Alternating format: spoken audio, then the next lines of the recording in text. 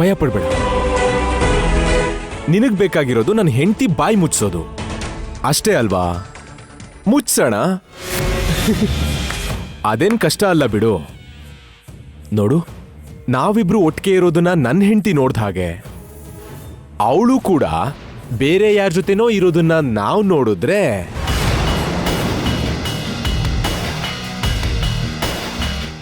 ಆಗ ಇವಳ ಬಾಯಿನ ಕಂಪ್ಲೀಟ್ ಆಗಿ ಮುಚ್ಚಿಸ್ಬೋದಲ್ವಾ?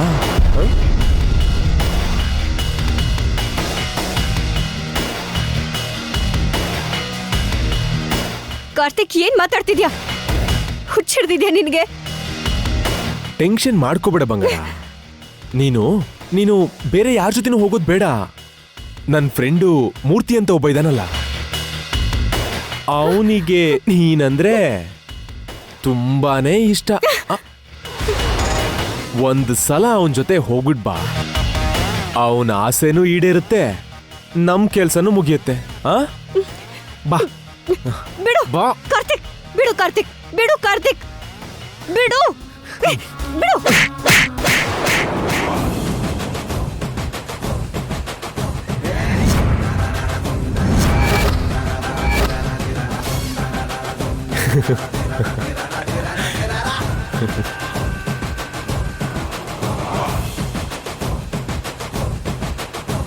ಹುಚ್ಚಿಡ್ದಿದ್ಯಾ ನಿನ್ಗೆ? ಯಾಕೆ ಈ ತರ ಆಡ್ತಿದ್ಯಾ? ಪರವಾಗಿಲ್ಲ, ಹೊಡೆದಿದ್ದು ನೀನಲ್ವಾ, ಏನು ಅನ್ಕೊಳ್ಳಲ್ಲ. ಸರಿ, ಬಾ ಹೋಗೋಣ. ಬಾ ಬಾ ಅಂದೆ ತಾನೆ. ಬಾ.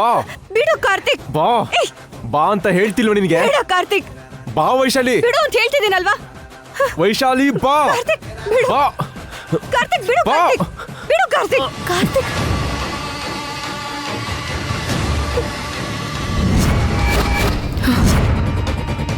ಬೇಡ ಬೇಡ ಕಾರ್ತಿಕ್, ಬರ್ಬೇಡ ನನ್ನ ಹತ್ರ.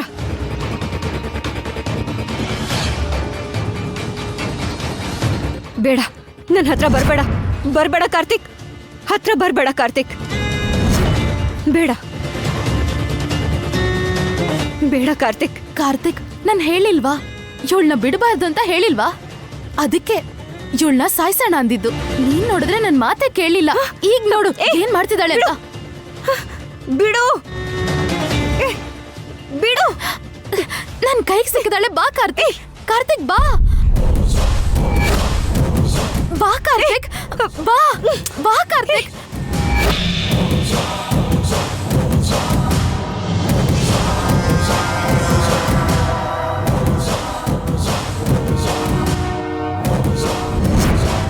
ಕಾರ್ತಿಕ್ ಬೇಗ ಹಿಡ್ಕೋ ಕಾರ್ತಿಕ್. ಕಾರ್ತಿಕ್ ಬೇಡ. ಬಾ ಬೇಡ ಬಾ ಕಾರ್ತಿಕ್. ಕಾರ್ತಿಕ್ ಬೇಡ. ಬಾ. ಕಾರ್ತಿಕ್ ನನ್ ಕೈಗೆ ಕಾರ್ತಿಕ್ ಸಿಕ್ಕಿದಾಳೆ. ಬೇಡ. ಬಾ ಕಾರ್ತಿಕ್. ಏಯ್ ವೈಶಾಲಿ, ನಾನು ಹೇಳೋದನ್ನ ಕೇಳು. ಕಾರ್ತಿಕ್ ಬೇಡ. ಬೇಡ ಕಾರ್ತಿಕ್ ಬೇಡ.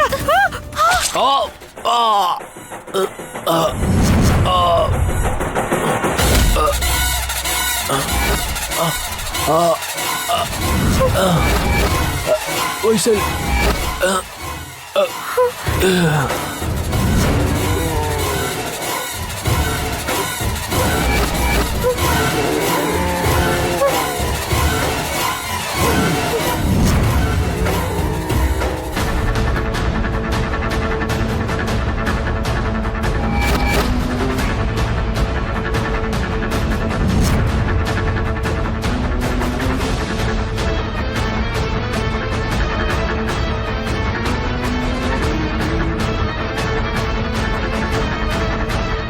ಸತ್ ಹೋದ.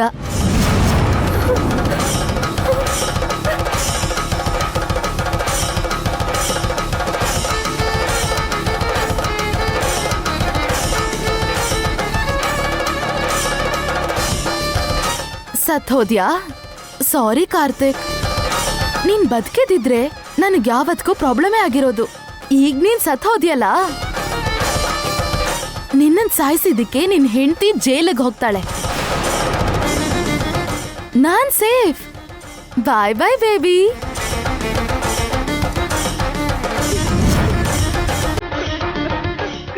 ಕಾರ್ತಿಕ್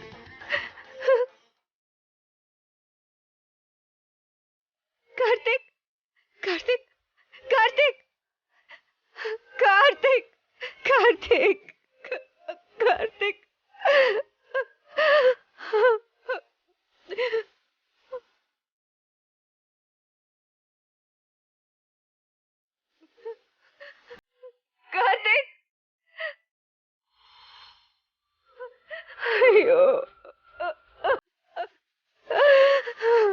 ಸಮಾಧಾನ ಮಾಡ್ಕೊಮ್ಮ.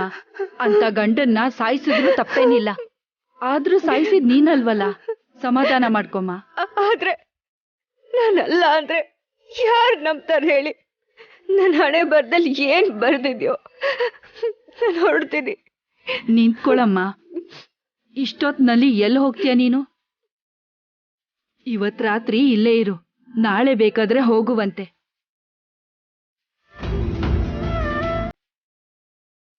ಮಗಳೇ, ನೀನೇನು ಯೋಚನೆ ಮಾಡ್ದೆ ನೆಮ್ಮದಿಯಿಂದ ಮಲ್ಕೊಳಮ್ಮ.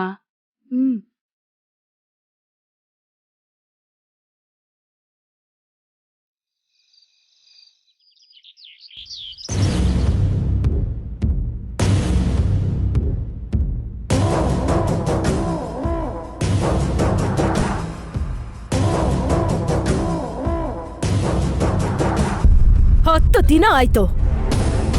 10 ದಿನ ಇವತ್ತಿಗೆ ನನ್ ಮಗನ್ ಪ್ರಾಣ ತೆಗೆದು ಅವಳಿ ಮನೆಯಿಂದ ಓಡ್ ಹೋಗಿ 10 ದಿನ ಆಯ್ತು ಇವತ್ತಿಗೆ. ಇಲ್ಲಿವರೆಗೂ ಎಲ್ಲಿದ್ದಾಳೆ ಅಂತ ಗೊತ್ತಾಗ್ತಿಲ್ಲ. ಛೇ, ಎಲ್ಲ ಕಡೆ ಹುಡ್ಕಿದ್ವಿ ಅಮ್ಮ. ಅವಳ ಫ್ರೆಂಡ್ಸು, ರಿಲೇಟಿವ್, ಫ್ಯಾಮಿಲಿ ಎಲ್ಲ ಕಡೆ ಕೇಳಿದ್ವಿ. ಯಾರಿಗೂ ಏನು ಗೊತ್ತಿಲ್ಲ. ಅದೆಲ್ಲಿ ಹೋಗಿದ್ದಾಳೋ ಏನೋ. 2 ದಿನಕ್ಕಿಂತ ಜಾಸ್ತಿ ಇರಲ್ಲ ಅನ್ಕೊಂಡೆ, ಆದ್ರೆ ಸಿಕ್ಕಿಲ್ಲ ಅಂದ್ರೆ ಅವಳು ಎಲ್ಲಿ ಹೋಗಿದ್ದಾಳೆ ಅಂತಾನೆ ಗೊತ್ತಾಗ್ತಿಲ್ಲ. ಹೇಗಾದ್ರೂ ಮಾಡಿ ಅವಳು ಎಲ್ಲಿದ್ದಾಳೆ ಅಂತ ಪತ್ತೆ ಹಚ್ಚಬೇಕು. ಅಮ್ಮ, ವೈಶಾಲಿ ಬಗ್ಗೆ ಗೊತ್ತಾಯ್ತು.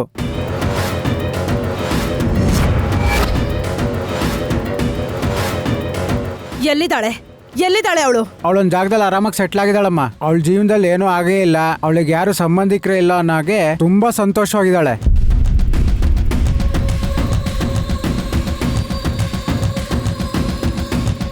ನನ್ ಮಗ ಸತ್ತು ನಾನ್ ಬೇಜಾರಲ್ಲಿದ್ರೆ ಸಾಯಿಸಿದವಳು ಸಂತೋಷವಾಗಿದ್ದಾಳ. ರಾಜೇಂದ್ರ, ಹೋಗಿ ಅವಳನ್ನ ಎಳ್ಕೊಂಡ್ ಬಾ. ಓಕೆ ಅಮ್ಮ, ನಡಿಯೋ. ನಡೀರಿ ಅಣ್ಣ.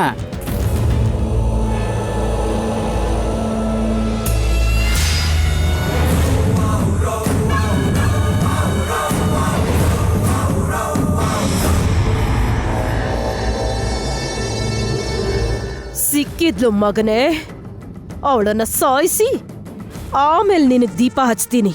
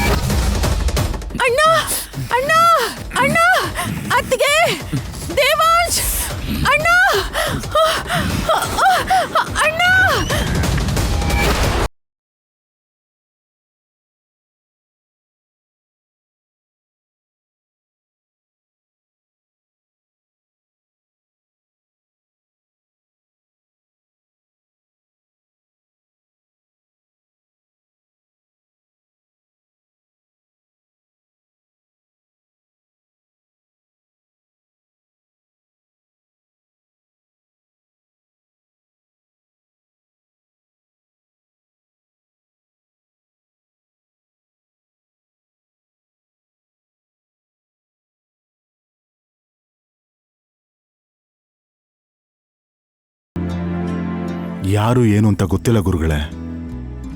ಹಿಡಿಬೇಕು ಅನ್ನೋ ಅಷ್ಟರಲ್ಲಿ ಓಡ್ ಹೋಗಿದ್ದಾನೆ. ಎಲ್ಲ ಅಪಾಯನೂ ದೂರ ಆಗಿ ಸಂತೋಷವಾಗಿರ್ಬೇಕಾಗಿರೋ ಈ ಸಂದರ್ಭದಲ್ಲಿ ಏನಿ ಹೊಸ ಸಮಸ್ಯೆ?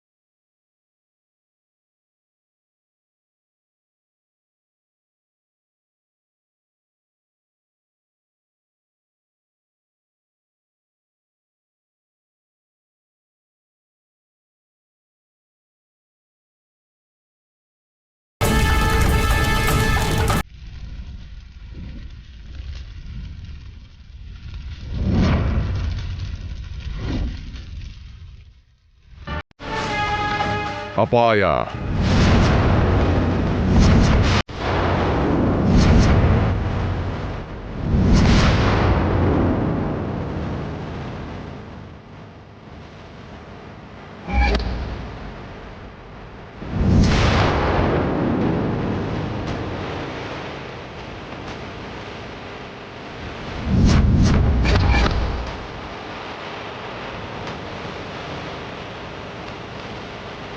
ಸಂಪೂರ್ಣವಾಗಿ ತೊಲಗು ಹೋಗಿಲ್ಲ ದಶರಥ ರಾಮ.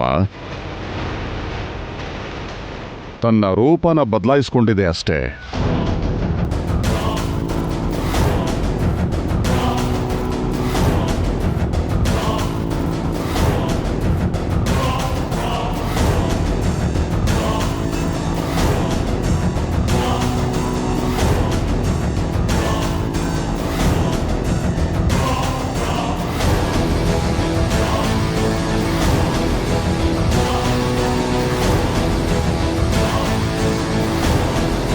ಇಲ್ಲಿವರೆಗೂ ನಮ್ಗೆ ಯಾವುದೇ ಆಪತ್ ಬಂದಿದ್ರು ಅದು ಚಂಚಲ ಇಂದಾನೆ. ನಿಮ್ ಕಣ್ಣೆದುರುಗಡೆನೆ ಅವಳು ಸತ್ತು ಹೋದ್ಲಲ್ಲ, ಮತ್ತೆ ಆಪತ್ ಬರೋದು ಅಂದ್ರೆ ಏನು? ಯಾರು ಅವರು ಗುರುಗಳೇ? ನಮ್ಮ ಶತ್ರುಗಳಿನ್ಯಾರಿದ್ದಾರೆ? ಸೇಡು, ದ್ವೇಷ ಅಷ್ಟು ಸುಲಭವಾಗಿ ಕಳೆದು ಹೋಗಲ್ಲ ಕೌಸಲ್ಯಮ್ಮ. ಹೋದ ಹಾಗಿರುತ್ತೆ, ಆದ್ರೆ ರಾವಣನ ತಲೆ ತರ ಬೆಳಿತಾನೆ ಇರುತ್ತೆ.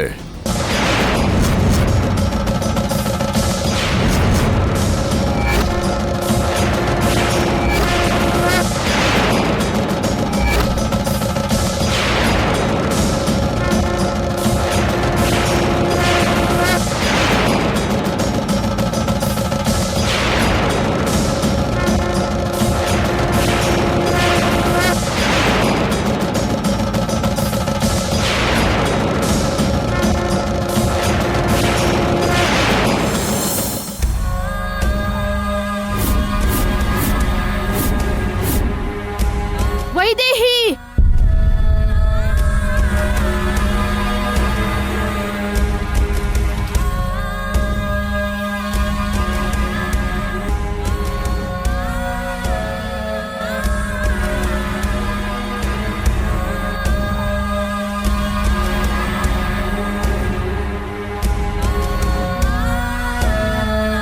ಮೇಡಮ್, ಮೇಡಮ್, ಹೇ ವೈದೇಹಿ, ನನ್ನನ್ನು ಯಾಕೆ ಕಾಪಾಡಿದ್ಲು? ನನ್ನ ಸಾವನ್ನಲ್ವಾ ಬಯಸ್ಬೇಕು? ನೀವು ಟೆನ್ಷನ್ ಮಾಡ್ಕೋಬೇಡಿ ಮೇಡಮ್, ನೀವು ರೆಸ್ಟ್ ಮಾಡಬೇಕು. ಹೇ, ಏನಾಗ್ತಿದೆ ಅಂತ ಗೊತ್ತಿಲ್ಲದೆ ತಲೆ ಚಿಟ್ಟು ಹಿಡಿತಿದ್ರೆ ಆವೇಶ ಪಡಬೇಡ ಅಂತ ಹೇಳ್ತಿದ್ಯಲ್ಲ. ನಿನ್ ತಾಯಿನ 20 ವರ್ಷ ನಿನ್ನಿಂದ ದೂರ ಮಾಡಿ ನಿನ್ ಕುಟುಂಬಕ್ಕೆ ನರ್ಕ ತೋರಿಸಿದ ವ್ಯಕ್ತಿಗಳನ್ನ ನೀನ್ ಹೋಗಿ ಕಾಪಾಡ್ತೀಯಾ? ಇಲ್ಲ ಮೇಡಮ್, ನೀವು ಟೆನ್ಷನ್ ಮಾಡ್ಕೋಬೇಡಿ ಮೇಡಮ್. ಇಲ್ಲ ಅಲ್ವಾ? ಪ್ರಾಣ ಕಾಪಾಡೋ ಡಾಕ್ಟರ್ ನೀನು. ನಿನಗೆ ಪ್ರಾಣ ತೆಗಿಬೇಕು ಅನ್ನಿಸ್ತು ಅಲ್ವಾ? ಮತ್ತೆ ವೈದೇಹಿ ಯಾಕೆ ನನ್ನ ಪ್ರಾಣನ ಕಾಪಾಡಿದ್ಲು? ಅದು ಕೂಡ ನನ್ ಗುರ್ತೇ ಇಲ್ದೇ ಇರೋ ಹಾಗೆ, ನಮ್ಮಿಬ್ರು ಮಧ್ಯೆ ಏನು ನಡೆದೇ ಇಲ್ಲ ಅನ್ನೋ ತರ.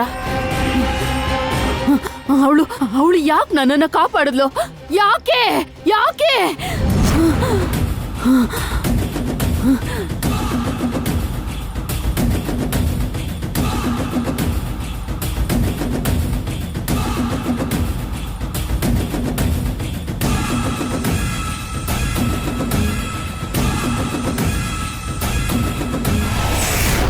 ನೀವ್ ಹೇಳ್ತಾ ಇರೋದನ್ನ ಕೇಳ್ತಾ ಇದ್ರೆ ಭಯ ಆಗ್ತಾ ಇದೆ ಗುರುಗಳೇ. ಯಾವತ್ತೋ ಕೊಡ್ಬೇಕಿದ್ದ ಆಸ್ತಿನ ನನ್ನ ತಂಗಿಗೆ ಕೊಟ್ಟು ರಾಜ್ಯಾಧಿಪತಿ ಪಟ್ಟಾನ ದೇವಾಂಶ್ಗೆ ವಾಪಸ್ ಕೊಡ್ಬೇಕು ಅನ್ಕೊಂಡೆ. ಅಷ್ಟರಲ್ಲಿ ಇದೆಲ್ಲ ನಡೆದೋಯ್ತು. ಹಾಗಾದ್ರೆ ಚಿಕ್ಕಿಗೆ ಆಸ್ತಿ ಕೊಡ್ಬೇಡಿ, ದೇವಾಂಶ್ಗೆ ರಾಜ್ಯಾಧಿಪತಿ ಪದವಿನೂ ಕೊಡ್ಬೇಡಿ. ಆಗೇನು ಸಮಸ್ಯೆ ಇರಲ್ಲ ಅಲ್ವಾ?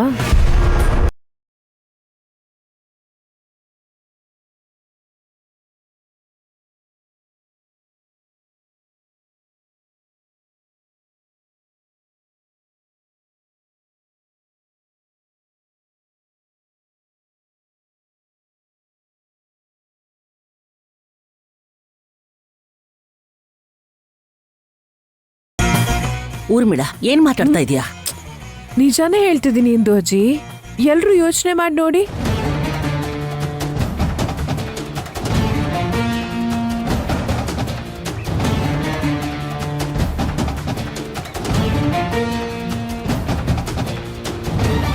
ಅವಾಗ ಯಾವಾಗ್ಲೋ ಒಂದ್ಸಲ ಮಾವ ಅವ್ರ ತಂಗಿಗೆ ಆಸ್ತಿ ಕೊಡ್ಬೇಕು ಅನ್ಕೊಂಡ್ರಷ್ಟೇ.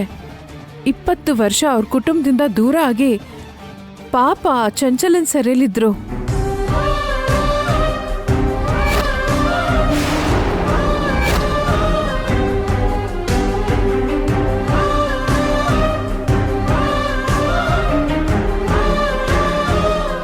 ಇನ್ನು ದೇವಾಂಶ್ಗೆ ಎಲ್ಲಾ ಅಧಿಕಾರನೂ ಯಾವಾಗ ಕೊಡ್ಬೇಕು ಅಂತ ಅನ್ಕೊಂಡ್ರು ಏನೋ ಒಂದ್ ಸಮಸ್ಯೆ ಆಗ್ತದೆ.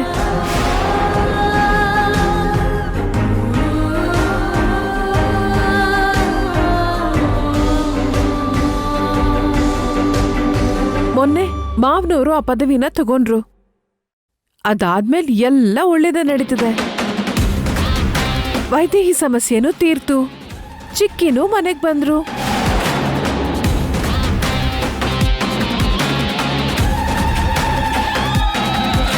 ಮತ್ತೆ ಆಸ್ತಿ ಪದವಿ ಅಂತ ಮಾತಾಡಿದ್ರೋ ಇಲ್ವೋ, ರಾತ್ರಿ ಅಟ್ಯಾಕ್ ಆಯ್ತು. ನಾವೊಂದ್ ತೀರ್ಮಾನ ತಗೋಬೇಕು ಅಂತ ಅನ್ಕೊಂಡ್ರು. ತಗೊಂಡಿರೋ ತೀರ್ಮಾನನ ಬದಲಾಯಿಸ್ಬೇಕು ಅಂದ್ರು. ಏನಾದ್ರೂ ನಮ್ಮ ಅನುಭವದ ಮೇಲೆ ತಗೋಬೇಕಲ್ವಾ? ಏನಂತೀರ ಗುರುಗಳೇ?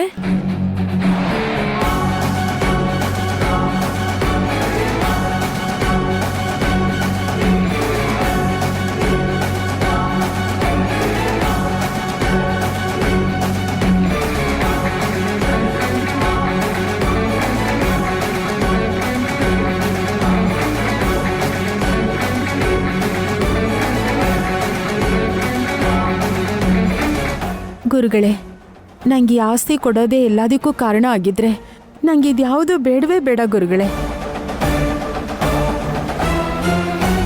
ನಮ್ಮ ಕುಟುಂಬದವರೆಲ್ಲರೂ ಖುಷಿ.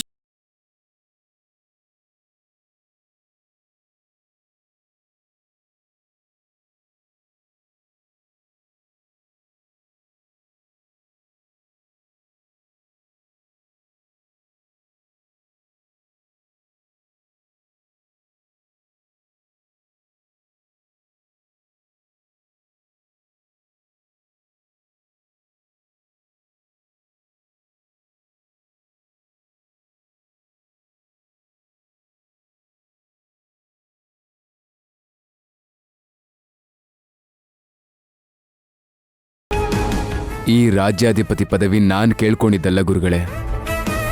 ಅದೇ ಈ ಸಮಸ್ಯೆಗೆಲ್ಲ ಕಾರಣ ಅನ್ನೋದಾದ್ರೆ ಅದು ನನಗೆ ಬೇಕಾಗಿಲ್ಲ.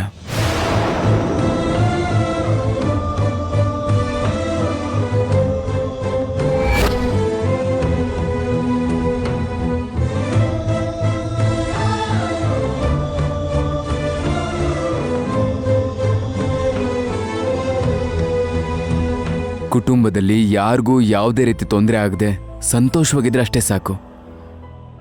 ಆಪತ್ತು ಆತಂಕವನ್ನ ಹುಟ್ಟಿಸಬಹುದೇನೋ, ಆದ್ರೆ ಅರ್ಹತೆ ಜವಾಬ್ದಾರಿಗಳನ್ನ ಬದಲಾಯಿಸಕ್ಕಾಗಲ್ಲ ದೇವಾಂಶ್.